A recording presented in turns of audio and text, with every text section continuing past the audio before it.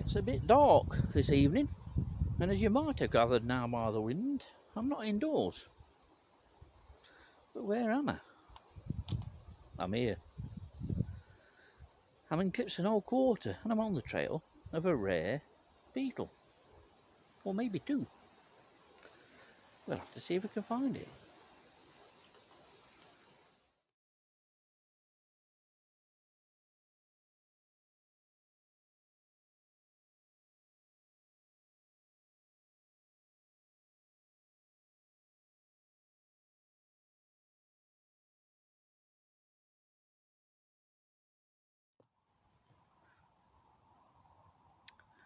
You're probably also wondering by now, why on earth do I do this kind of thing? Well, it's as simple as this. You can't learn everything from the internet. But what you can learn from the internet is done by silly folks like me doing things like this. And now I'm about halfway up towards the centre tree, and the wind appears to have dropped, unless it's incredibly sheltered here. But a few years ago, this would have been one of the better sections for finding glowworm larvae. If you're familiar with the old glowworm route that Dillis and I used to take each night. This is section K, or the bottom of it, and I'm about to walk up section J, and they were the two sites, especially the top part of section J. That was the site where you were more or less guaranteed to find glowworm larvae. But with the apparent decline in numbers here over the last couple of years, I'm not that hopeful, but there again it is late for hunting larvae. So if I find one, it'll be a bonus. But the simple thing is, if you don't put yourself out a bit, you won't find anything out. And if you don't want to find anything out, if you don't want to experience days like this or nights like this, windy nights in the forest, it's a bit of a poor job really.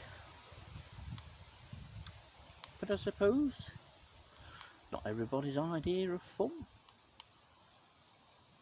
It can be a bit unnerving if you think about it,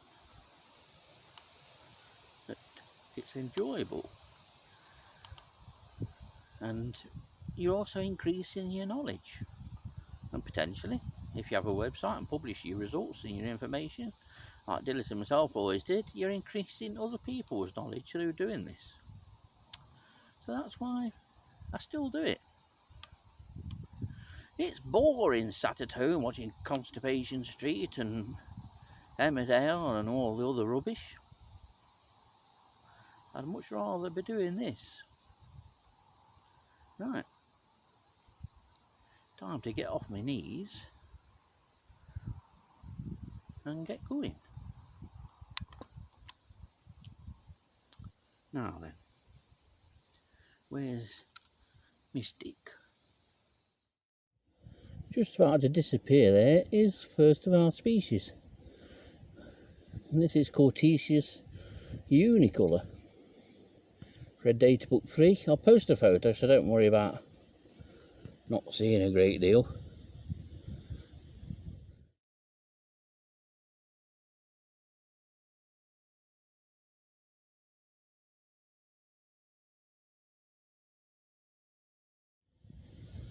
I thought this bit of wood would be full.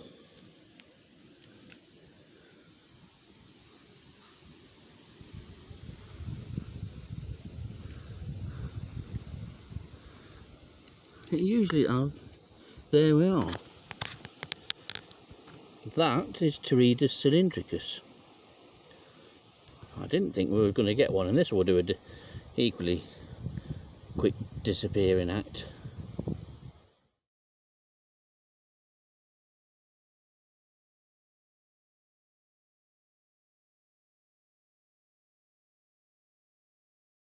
Well, there's the back end of one, just sticking out of the hole there in that darker bit of wood where there's a bit of sawdust that's been ejected by the workings of these.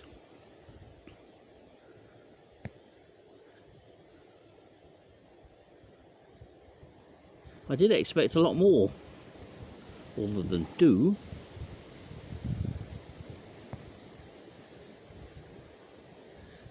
And here it comes.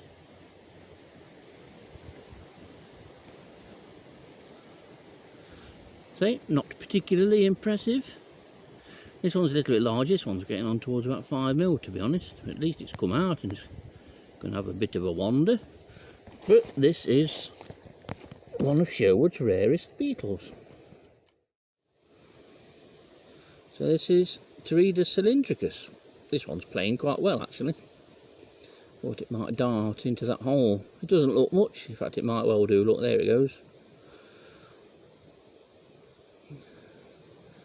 I walked the best part, oh there is another one that's appeared actually. I walked the best part of a mile up to the centre tree from Peavio Lane just for a couple of beetles, but we do have an, oh it's come back out. But these are rare. As I read data book 1,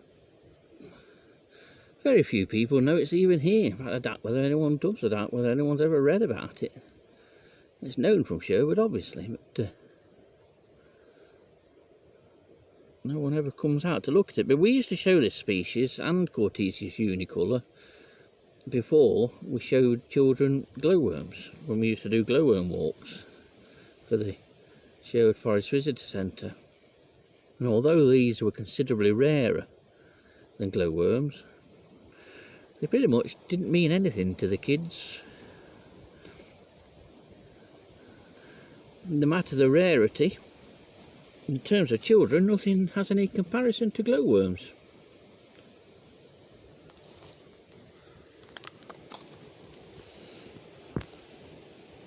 And here's another sparkling shot to Torida cylindricus,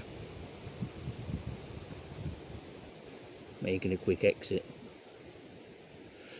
We have counted over 50 on some nights, and say even on mild nights in the middle of winter they will come out. So here we are, the trunk of the centre tree. Let me see if I can stand up.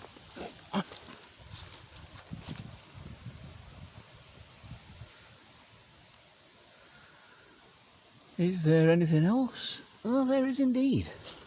Oh, we might have to take this. Well, this is what I found. And this will be an interesting Sherwood record. Pretty certain it's a tenebrynid again, but it's certainly a species I've not seen at Sherwood. And there's tomorrow's little project, to find out what this chap is. It's a decent size. It's well over 1 inch long from the end of the elytra to the front of the head.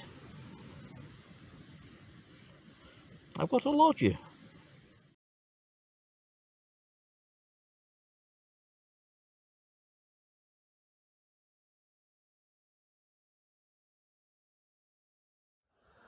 And while I'm here, this is Lastest Thieves striatus, which I showed you on an earlier tree. And there's a section of, or an old bough of the centre tree which lies down at the side here, and that will probably be full of these. But I thought I'd just show you one. Another small beetle with a very long name.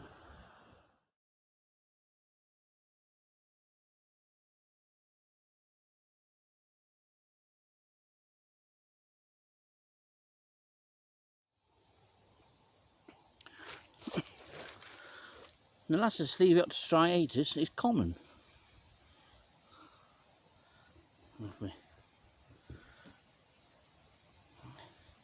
Right, whereas on the tree previously all the black bits moving were wood lice, in this case they're all Lastest Thieves striatus. And if I was to do a count on here, I would reach 50 probably quite easily. You'll find these during the day under the bark, But sometimes amongst these more common species you get the odd rarity. Tonight it's just molasses, and as they always do, shine a light on them, and 20 odd quickly becomes a handful.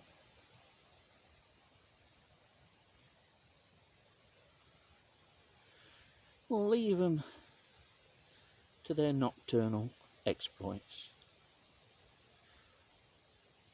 and I think it's a steady walk back down the way I came. I'll continue to have a look for glowworm larvae on the way down. You never know. If you don't look, you don't find. So I got the 2 species that I wanted to get. I would have liked to have got more shots of Cortesia's unicolor, but I'll insert photos of each species anyway, so you can get a proper look. Right, a tot of whiskey beckons once I get home. Lights out.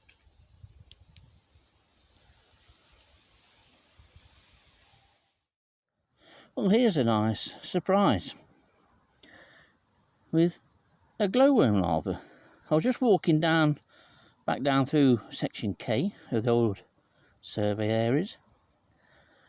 I thought I'd seen a bit of a glow, not directly, but just the glow of stones or the ground being lit up.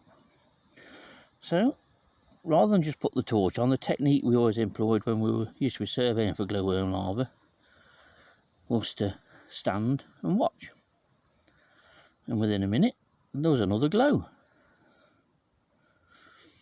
This will either be male next year, but I would imagine and suspect that this might grow a little bit more before next spring and become female.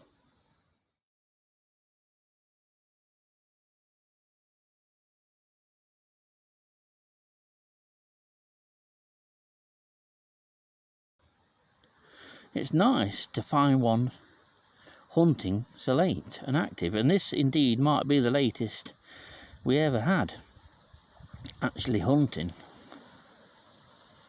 We did have a couple of late glows once, and they were tucked well in leaflet and didn't appear to be, or there was nothing to suggest they're actively hunting. And this, in 2008, Dilly's found one of these on one of the other paths here and said, "What's this?" I said, "Well, I don't know." I says, "Something makes me think it could be a glowworm larva." Didn't know much about them. It turned out, I was right. So I'd obviously seen them, and it was always something I wanted to see, and that's how it all started, the big interest we both had in glowworms. So it's really nice to find this. This has made it worthwhile coming up. And so we'll leave this little larva to go about its business.